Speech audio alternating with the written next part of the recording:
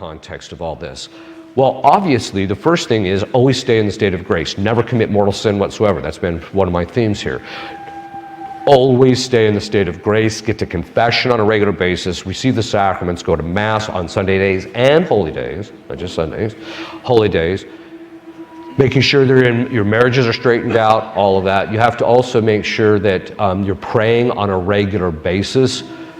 One of the things that we discovered, it took us a while. I've been doing solemn exorcisms for about 16 to 17 years. And my lay assistant who does my initial vetting, my nickname for him is the curmudgeon.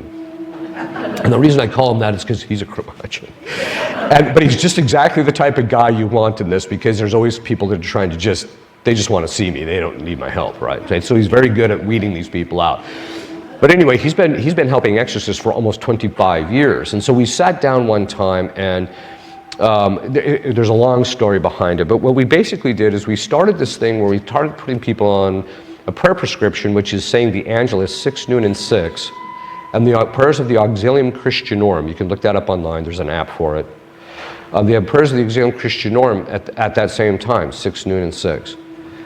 And what we started to notice is that the diabolic influence in people's lives began to wane significantly. We even saw people self-liberate from possession by doing this every single day. It took them about 6 months, but they did it. And what we began to realize is that in watching the patterns, because he and I just sit and watch patterns, right? He's a lawyer, but he actually used to do ranching, and so we sit and watch patterns, right? And I, from the very beginning, as soon as I started working with demons, because I'd written books on psychology, I was watching the patterns, so I could separate out, okay, this is psychological patterns that are proper to a demon, this is a human being, and this is what it looks like when they're mixed.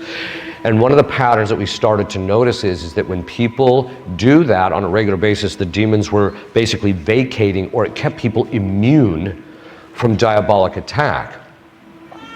Well, two things started to emerge.